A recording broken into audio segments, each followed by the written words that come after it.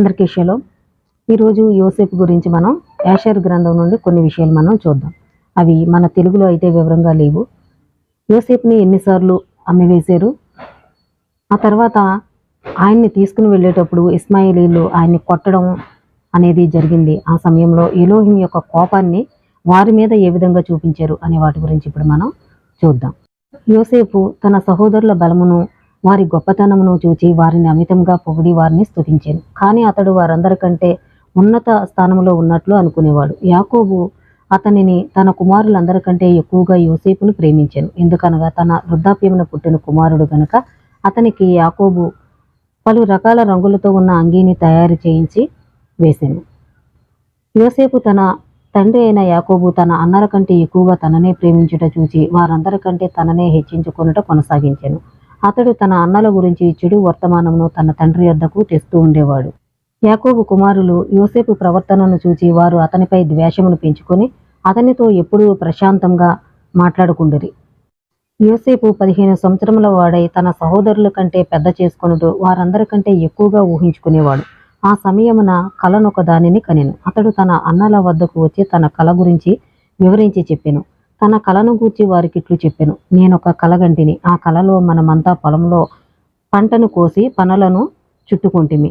నా పన దాని స్థానంలో పైకి లేచి నిలబడెను. మీ పనలన్నయు దాని చుట్టూ చేరి దానికి వంగి నమస్కరించుచున్నవి. అతని అన్నలు అతనికిట్లు సమాధానమిచ్చిరి. నీవు కన్న కల భావమేమిటి? నీవు మా అందరిపైన పరిపాలన చేయు నీ హృదయమందు ఊహించుకొనుచున్నావా? అతను ఇంకను తన తండ్రి వద్దకు వచ్చి తన తండ్రికి కూడా ఈ యొక్క కలను చెప్పాను. యాకోబు అతని మాటలు విని అతనిని ముద్దాడి అతనిని దీవించాను. యాకోబు యోసేపుని ఎక్కువగా ప్రేమించడం మొదలుపెట్టాను. అంటే అది చూసి వారి యొక్క అన్నలు ఈయన మీద కోపం పగా పెంచుకోవడం అనేది జరిగింది. ఆ సమయంలో ఆయన ఒక రంగుల వస్త్రాన్ని ఒకటి అంగీని కుట్టించి ఆయనకు వేయడం కూడా జరిగింది. అన్నలు చేసేటువంటి పనులన్నీ తీసుకొచ్చి తండ్రికి చెప్పడం కూడా జరిగేది. దానివల్ల ఆయన మీద ద్వేషాన్ని అన్నలు పెంచుకోవడం అనేది జరిగింది. అప్పుడు ఆయనకి ఒక కల వచ్చింది. యోసేపుకి పొలంలో పంటను కోసి పనలు కట్టుకుని వారు నిలబెట్టినప్పుడు ఈయన పన పైకి లేచి నిలబడినప్పుడు చుట్టూ వారి అన్నల యొక్క పనలు లేచి నిలబడి వంగి నమస్కరించినట్లు ఆయన కలలో చూడడం అనేది జరిగింది. ఆ కళ యొక్క విషయం తీసుకొచ్చి వారి అన్నలకు చెప్పినప్పుడు వారు ఆయన మీద చాలా కోపడ్డారు. అయితే ఈ యొక్క కళను తీసుకొచ్చి యాకోబుకు కూడా అంటే తండ్రికి కూడా చెప్పడం అనేది జరిగింది. అప్పుడు ఆ కళను విని ఆయన్ని దీవించి ఆయన ముద్దాడడం అనేది జరిగింది. యోసేపును ముద్దాడి అతనిని యాకోబు దీవించుట అతనిని వారి తండ్రి అమితముగా ప్రేమించుట చూచి యాకోబు కుమారులు యోసేపుపై మరింతగా అసూయ చెంది అతనిని అసహించుకొనిరి. దీని తర్వాత యోసేపు మరి ఒక కలగనెను. ఆ కళ అతని అన్నదమ్ముల యందు తన అన్నదమ్ములకు తన తండ్రికి చెప్పెను. యోసేపు తన తండ్రికి తన అన్నలకు తన కళ గురించి ఇట్లు చెప్పెను. ఇదిగో నేను మరలానొక కలగంటిని చూడుడి. నా కలలో సూర్యుడు చంద్రుడు 11 నక్షత్రములు నాకు వంగి నమస్కరించుచున్నవే అని చెప్పాను. యాకోబు అతని మాటలు తన కళ గురించి వినెను. ఇది చూచి ఆ విషయమై తన అన్నలు అతనిని అసహించుకొనిరి.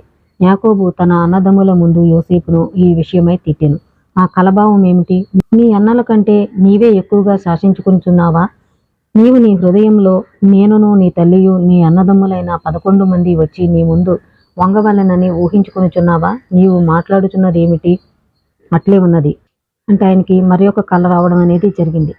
ఆ కళ సూర్యుడు చంద్రుడు నక్షత్రాలు అన్నీ కూడా ఆయనకి వంగి నమస్కరిస్తున్నట్లు ఆయన ఒక కళ కనడం అనేది జరిగింది. ఆ విషయం వారి అన్నదమ్ములకు తండ్రికి చెప్పినప్పుడు ఆయన్ని మందలించడం కూడా జరిగింది. యాకోబు కుమారులు ఒక దినమున తన తండ్రి పశువులను షెకెములో మేపుటకు వెళ్ళెను. ఆ దినములలో వారింకను పశువుల కాపరుల వలె నుండిరి. యాకోబు పశువులను షెకెమునందు మేపుటకు వెళ్ళి ఆలస్యంగా వచ్చిరి. వారి పశువులను పోగు చేయట ఆలస్యమై ఇంటికి త్వరగా చేరలేకపోయిరి. యాకోబు తన కుమారులు షెకెము నుండి వచ్చుట ఆగుట చూచి యాకోబు తనలో తానిట్లు అనుకొనెను. బహుశా షెకెము ప్రజలు వారిపై యుద్ధము చేయుటకు లేచిరేమో, అందుకనే వారు వచ్చుటలో జాప్యమై ఉండవచ్చును. యాకోబు తన కుమారుడైన యోసేపును పిలిచి అతనితో నిట్లు ఆజ్ఞాపించెను. ఇదిగో నీ అన్నలు పశువులను మేపు నిమిత్తము షెకెమునకు వెళ్ళిరి. వారింకనూ రాక ఉండిరి. కాబట్టి నీవు వెళ్ళి వారెక్కడ ఉన్నారో చూచి వారి గురించి పశువులను గురించి క్షేమ సమాచారమును తెమ్మనెను.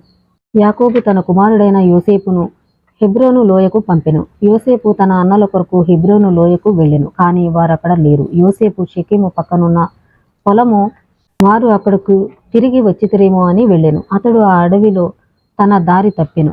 అతడు వెళ్ళవలసిన దారి తెలియకుండెను. అంటే యాకోబు కుమారులు ఆయన పశువులను మేపుచు షెకెమునకు వారు వెళ్ళడం అనేది జరిగింది. అయితే వారు రావడం ఆలస్యమైనప్పుడు యాకోబు భయపడి షెకెము ప్రజలు యుద్ధమునకు దిగిరేమో అని ఆయన భయపడటం అనేది జరిగింది. ఆ సమయంలో యోసేపుని వారి యొక్క క్షేమ సమాచారం తీసుకురావడానికి ఈయన్ని పంపించడం అనేది జరిగింది. ఆయన వెళ్ళినప్పుడు ఆయన ఆ దారి మర్చిపోవడం జరిగింది. ఎలోహిం దూత అతడు పొలము వైపు నడచుట చూచెను.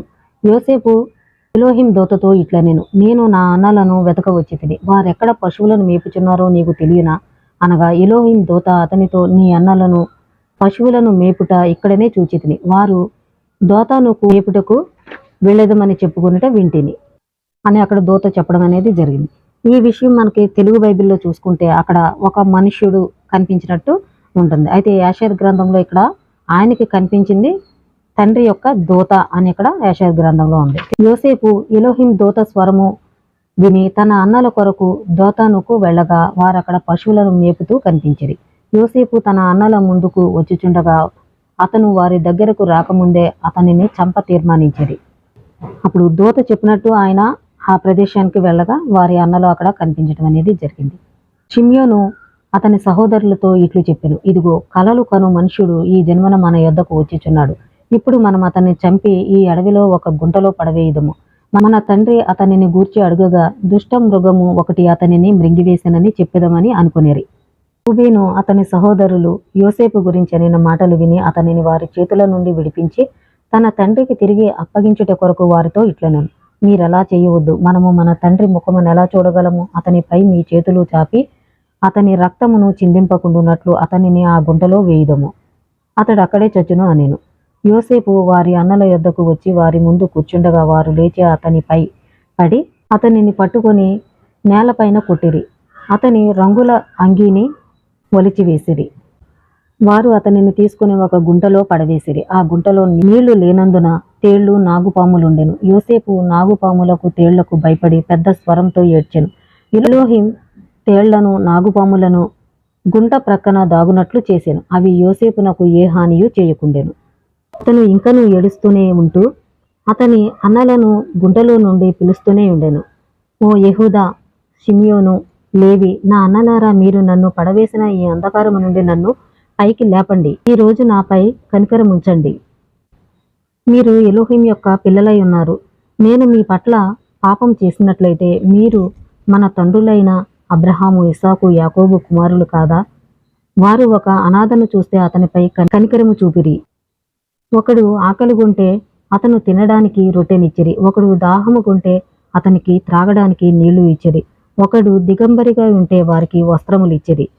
మీరెలా మీ సహోదరునిపై జాలి చూపక చేతిని బిగపట్టిరి?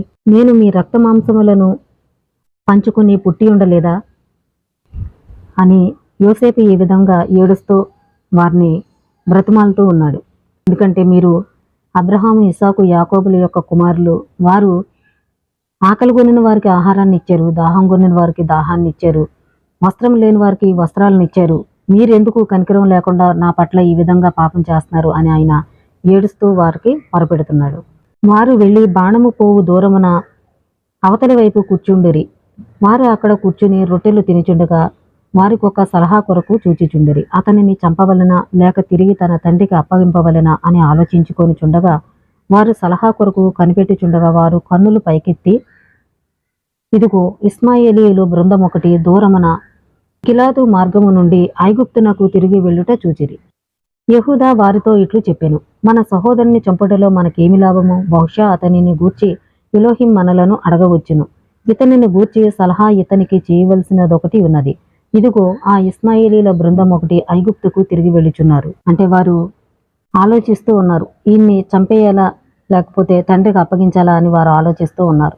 ఆ సమయంలో ఇస్మాయేలీలు బృందము ఐగుప్తునకు తిరిగి వెళ్ళుచున్నారు.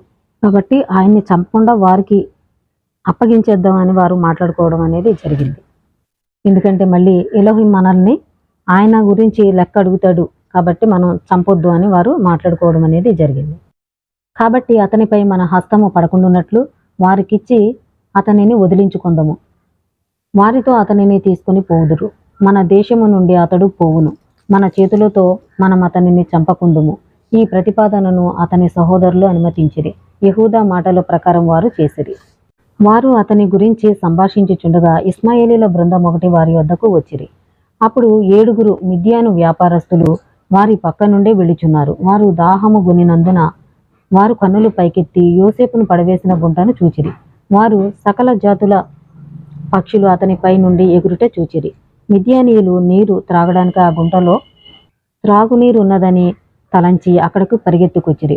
వారు అక్కడకు రాకముందే వారు యోసేపును గుంటలో నుండి గట్టిగా ఏడ్చుట వినిరి. వారు గుంటలోనికి చూచిరి. ఇదిగో, వారు ఆ గుంటలో మంచి సొగసైన అందమైన యవనుడు ఒకనిని చూచిరి. వారు అతని పిలిచి, నీవెవరవు? నిన్నిక్కడకు ఎవరు తీసుకుని వచ్చి ఈ అరణ్యంలో ఈ గుంటలో ఎవరుంచిరి అని అడుగుతూ పైకి లాగుటకు సహాయపడిరి. వారు యోసేపును గుంట నుండి పైకి లాగిరి. అతనిని తీసుకొని అతని అన్నల ప్రక్క నుండి వెళ్ళిపోసాగిరి. వారు ఆ మనుషులతో, మీరెందుకు ఇలాగు చేసి మా సేవకుడిని తీసుకుని పోవుచున్నారు?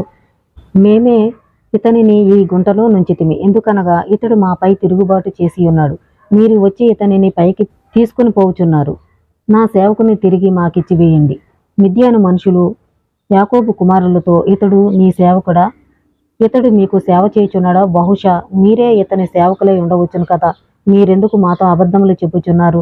మీ అందరికంటే ఇతడే చాలా సౌందర్యంతోనూ అందమైన వాడై ఉన్నాడు. కాబట్టి మేమిప్పుడు మీ మాటలు వినము. మేము ఈ యవనుని గుంటలో కనుగొన్నాము, మరియు మేము అతనిని తీసుకొని వెళ్ళెదము అనిరి. యాకోబు కుమారులందరూ వారి దగ్గరికి వచ్చి వారిపై లేచి, మా సేవకుని మాకివ్వండి, మీరెందుకు కత్తివాత పడి చచ్చెదరు అనగా, మిద్యానీయులందరూ బిగ్గరగా కేకలు వేసి వారి కత్తులు దూసి యాకోబు కుమారులతో పోరాడ ముందుకు వచ్చిరి. ఇదిగో, సిమియోను తన కూర్చున్న చోట నుండి లేచి నేల నుండి వారిపై కురికి కత్తి తీసి వారి దగ్గరకు వస్తూ వారిపై ఒక భయంకరమైన అరుపు ఒకటి అరిచెను. మిద్యానీయులందరూ సిమియోను అరుపును బట్టి, అతడు చేసిన శబ్దమును బట్టి వారు ముఖములను కప్పుకొని అమితంగా భయపడిపోయిరి. సిమియోను వారితో ఇట్లు చెప్పెను, నేను హెబ్రీయుడైన యాకోబు కుమారుడను. నేను నా సహోదరులతో కలిసి అమ్మోనీయుల పట్టణమైన షెకెము పట్టణమును నాశనము చేసితిమి. ఎలోహిం మాకెంతగానో చేసెను. మీరు కనుక కానాను రాజులయ్యి మీతో వచ్చిన వారంతా మీ మిద్యాను సహోదరులైతే వారు మాతో యుద్ధము చేయలేరు. కాబట్టి మీరు మీతో తీసుకుపోతున్న యవనుని మాకు తిరిగి ఇచ్చివేయండి. లేనిచో మీ మాంసమును ఆకాశ పక్షులకు, భూమి మీద మృగములకు ఇచ్చెదను. మిద్యానీయులు సిమియోనును గూర్చి ఎక్కువగా భయపడి యాకోబు కుమారుల యొద్దకు భయముతో, భీతితో, జాలి కొలుపు మాటలతో దరిచేరిరి. నిశ్చయముగా మీరు చెప్పినట్లు ఈ యవనుడు మీ సేవకుడే అయితే, మీరు అతనిని తిరుగుబాటు చేసినందుకు గుంటలో పడవేస్తే, యజమానునిపై తిరుగుబాటు చేసిన ఈ సేవకునితో మీకు పని ఏమి? ఇప్పుడు అతనిని మాకు అమ్మివేయండి. మీరు కోరిన సొమ్ము అతనికై మేమిచ్చేదము. యాకోబు కుమారులు వారి తమ్ముని చంప దలచక ఇలాగు చేయుటకు ఎలోహింకు సమ్మతమాయెను. యాకోబు కుమారులు మిద్యానీయుల మాటలు విని వారి తమ్ముడైన యోసేపును 20 వెండి నాణెములకు వారికి అమ్మివేసిరి. వారు అన్న అయిన రూబేను వారితో అప్పుడు లేడు. మిద్యానీయులు యోసేపును తీసుకొని గిలాదుకు వారు ప్రయాణము కొనసాగించిరి. వారు మార్గమున వెళ్ళుచుండగా వారు చేసిన పనికి మిద్యానీయులు పశ్చాత్తాపపడిరి. వారు ఒకరితోనొకరు ఇలా చెప్పుకొనుచున్నారు, మనము చేసిన పని ఏమిటి? ఇంత అందమైన ముఖము కలిగిన, సౌందర్యమైన రూపము కలిగిన హెబ్రీయుల నుండి కొనుటలో మనము చేసినది ఏమిటి? బహుశా ఈ యవనుడు హెబ్రీయుల దేశము నుండి దొంగిలించిన వాడయ్యి ఇతనిని వారు వెతకి అతడు దొరికినచో ఇతనిని బట్టి మనము చావక తప్పదు. నిశ్చయముగా గట్టి శక్తివంతులైన మనుషులు ఇతనిని మనకు అమ్మిరి. వారిలో ఒకని బలము ఈ దినమున మనము చూచి ఉంటిమి. బహుశా వారి శక్తివంతమైన చేతులలో వారి దేశము నుండి ఇతనిని దొంగిలించి మనకు ఈ కొద్ది మొత్తానికి అమ్మి ఉన్నారేమో. వారు ఈ విధంగా కలిసి సంభాషించుచుండగా యాకోబు కుమారులు మొదట చూచిన ఇశ్మాయేలీల బృందము మిద్యానీయుల వైపునకు వచ్చిచుండుట చూచిరి. మనము ఈ యవనుని ఇశ్మాయేలీలకు అమ్మి మనము ఇతనికే ఇచ్చిన ఆ తక్కువ మొత్తాన్ని తీసుకొందము. మనము అప్పుడు మనకొచ్చు ఆపద నుండి విడుదల పొందవచ్చును. మరియు మిద్యానీయులు అలాగు చేసి వారు ఇశ్మాయేలీయులను చేరిన పిదప యోసేపును వారికి 20 వెండి నాణెములకు అమ్మివేసిరి. ఇశ్మాయేలీయులు ఐగుప్తునకు పోవుట యోసేపు విని కానాను దేశము నుండి తన తండ్రికి బహుదూరంగా వచ్చినందుకు ఒంటిపై నుండి ఏడుస్తూ బహుగా దుఃఖించెను. వారి మనుషులలో ఒకడు దీనిని గమనించి అతనిని ఒంటిపై నుండి దింపి నడిపింపసాగెను. దీనిని ప్రతిఘటిస్తూనే యోసేపు నా తండ్రి నా తండ్రి అని గట్టిగా ఏడ్చుచూ ఉండెను. ఇస్మాయేలీలలో ఒకడు పైకి లేచి యోసేపు మెడ మీద ఒకటి కొట్టెను. అతడు ఇంకనూ ఏడుస్తుండగా యోసేపు మార్గమున అలసిపోయెను. అతడు తన ప్రాణ తీవ్రతను బట్టి అతడు ముందుకు పోలేకపోయెను. వారంతా అతనిని కట్టి మార్గములో అతనిని బాధించిరి. అతను ఏడుపు మానివేయుట కొరకు అతనిని భయపెట్టిరి. ఎలోహిం యోసేపు తీవ్ర వాంఛను అతని కష్టంను చూచి ఆ మనుషులపై చీకటి గందరగోళమును పంపింది. యోసేపును కొట్టిన ప్రతి చెయ్యి వాడిపోవునట్లు చేసెను. వారిలో వారు ఒకరితోనొకరు ఇట్లు చెప్పుకొనసాగిరి, ఈ మార్గంన ఎలోహిం మనకు చేసినది ఏమి? కాని వారు ఇది యోసేపు వలన వారికి సంభవించిన సంగతి తెలుసుకొనలేకపోయిరి. వారు ఆ మార్గమునందు ముందుకు వెళ్ళిరి. వారు రాహేలును పాతిపెట్టిన ఎఫ్రాతా మార్గమున వెళ్ళుచుండిరి. యోసేపు తన తల్లి సమాధికి చేరినప్పుడు అతడు త్వరపడి తన తల్లి సమాధి వద్దకు వెళ్ళి యోసేపు తన తల్లి సమాధిపై పడి బిగ్గరగా ఏడ్చెను. నీ కుమారుని చూడుము, నీ కుమారుడెలా బానిసగా అమ్మపడి ఉన్నాడో చూడుము అని ఏడ్చుచుండెను. కానీ ఏ ఒక్కరునూ అతనిపై జాలిపడలేదు. అతని తల్లి సమాధిపై పడి ఏడుస్తూ, పైకి లేచిరా, వచ్చి నీ కుమారుని చూచి నీ కుమారుని కష్టమును చూడుము. నా అన్నలు నాకై చేసిన ఈ పనిని చూడుము. లేచి ఎలోహిం ముందు వారు నా పట్ల చేసిన దానికి వ్యాజ్యమాడుము. నా హృదయమును శాంతింపచేయుము. యోసేపు ఈ మాటలు పలుకుట కొనసాగించుతూనే ఉండెను. యోసేపు తన తల్లి సమాధిపై పడి గట్టిగా ఏడుస్తూనే ఉండెను. అతను తన హృదయ తీవ్రతను బట్టి సమాధిపై ఒక రాయిలా మారి అతను మాట్లాడుట మానివేసెను. యోసేపు భూమి క్రింద నుండి తన వైపు మాట్లాడుతున్న స్వరము ఒకదానిని వినెను. ఆ మాటలు హృదయ తీవ్రతను బట్టి ఏడుపు స్వరంతో ప్రార్థిస్తూ అతనికిట్లు సమాధానం చెప్పుచుండెను. నా కుమారుడా, నా కుమారుడైన యోసేపు, నీ స్వరాన్ని, నీ ఏడుపును, నీ రోదనను వింటిని. నీ కన్నీళ్లు చూచితిని. నా కుమారుని కష్టము నాకు తెలియను. నీ క్షేమము కోరిన నాకు బహు దుఃఖము కలుగజేయుచున్నది. నా కుమారుడా యోసేపు, ఎలోహిం నందు ఆశ పెట్టుకొనుము. ఆయన కొరకు ఎదురుచూడుము, భయపడవలదు. ఎలోహిం నీతో నుండి నీ కష్టములన్నిటి నుండి నిన్ను విడుదల చేయును. నా కుమారుడా, నీవు లేచి నీ యజమానులతో ఐగుప్తునకు వెళ్ళుము, భయపడవలదు. ఎలోహిం నీతో యుండును. యోసేపుతో ఈ మాటలు ఇంకనూ చెప్పుచునే ఉండెను. అంటే యోసేపు యొక్క అన్నలు ఆయన్ని మిద్యానీయులకు అమ్మివేయడం అనేది జరిగింది. వారు యోసేపును చూసి భయపడి ఇస్మాయేలీలకి అమ్మివేయడం అనేది జరిగింది. వారు తీసుకుని వెళుచుండగా ఆయన తల్లి యొక్క సమాధిని చూచినప్పుడు ఆయన సమాధి దగ్గరికి వెళ్ళి ఏడవడం అనేది జరిగింది. అప్పుడు ఒక స్వరం ఆయనకు వినిపించి ఆయన్ని బలపరచడం కూడా జరిగింది. యోసేపు ఈ మాటలు వినిన తరువాత దీనిని బట్టి ఆశ్చర్యపడెను. అతను ఇంకనూ ఏడ్చుచునే ఉండెను. దీని తరువాత ఇస్మాయేలీలలో ఒకడు సమాధిపై ఏడుపును దుఃఖమును చూచి అతనిపై కోపంతో రగిలిపోయిను. అతను అక్కడ నుండి లేచి అతనిని శపిస్తూ అతనిని కొట్టెను. యోసేపు ఆ మనుషులతో, మీ దృష్టిలో నాపై కనికరం ఉంటే నన్ను నా తండ్రి ఇంటికి తీసుకొని పొండి. నా తండ్రి మీకు అపారమైన సంపదనిచ్చును. అంటే ఆయన సమాధిపై ఏడుస్తున్నప్పుడు ఇంకా ఇస్మాయేలీలలో ఒకడు ఆయన్ని శపిస్తూ ఆయన్ని కొట్టడం అనేది జరుగుతుంది. అప్పుడు యోసేపు, మీకు నా పైన కనికరం ఉంటే నన్ను నా తండ్రి వద్దకు తీసుకుని వెళ్ళిపోండి. అప్పుడు ఆయన మీకు ఎంత కావాలంటే అంత ఆయన మీకు ఇస్తాడు అని చెప్తున్నాడు. వారు అతనితో ఇట్లు సమాధానం ఇచ్చిరి, నీవు బానిసవు కావా? నీకు తండ్రి కూడా ఉన్నాడా? ఉంటే ఇంత చిన్న మొత్తానికి నిన్నెందుకు 2 సార్లు అమ్మిరి అని వారు అతనిపై మరింత కోపగించుకొనిరి. అతనిని వారు ఇంకనూ కొట్టుచు శిక్షించుచునే ఉండిరి. యోసేపు తీవ్రంగా ఏడ్చుచుండెను. ఎలోహిం యోసేపునకు వచ్చిన ఆపదను చూచెను. ఎలోహిం మరలా ఆ మనుషులను కొట్టెను, శిక్షించెను. ఎలోహిం భూమిపై చీకటిని కలుగజేసెను. వారికి మెరుపులు మెరిపించెను, ఉరుములు గర్జించెను. భయంకరమైన బలమైన గాలి వీయగా ఉరుము గర్జింపునకు భూమి కదిలెను. ఆ మనుషులు మిక్కిలి భయపడిరి. వారు ఎటు వెళ్లవలెనో దారి తెలియకుండెను. మృగములు ఒంటెలు నిలబడి ఉండెను. వాటిని తోలిరి, కాని అవి ముందుకు నడవలేదు. వీరు వాటిని కొట్టిరి, అవి నేలపై నక్కి వంగియుండెను. వారు ఒకరితోనొకరు ఇట్లు చెప్పుకునిరి, ఎలోహిం మన పట్ల చేసిన పని ఏమిటి? మనము ఆయన పట్ల ఏమి అతిక్రమము చేసితిమి? మనము ఏమి పాపం చేసితిమి? మనకిలా సంభవించినది.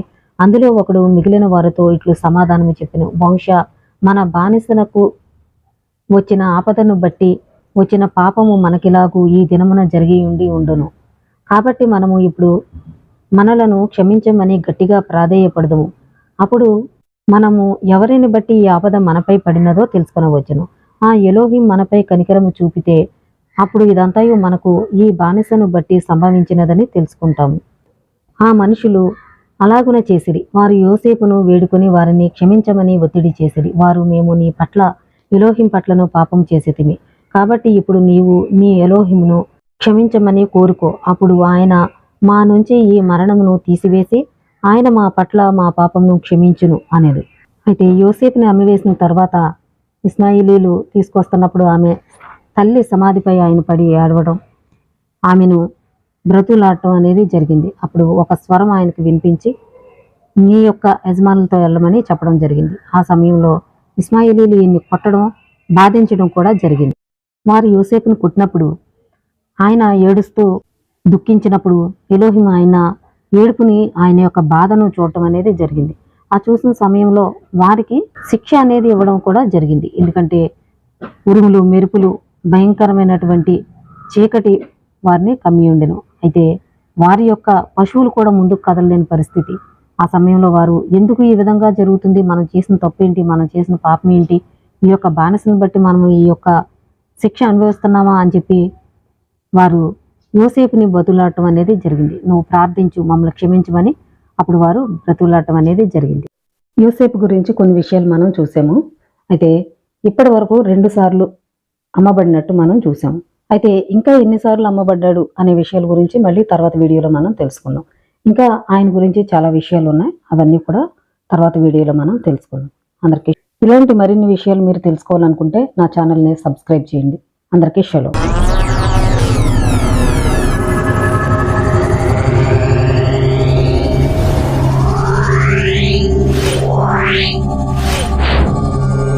Yeah.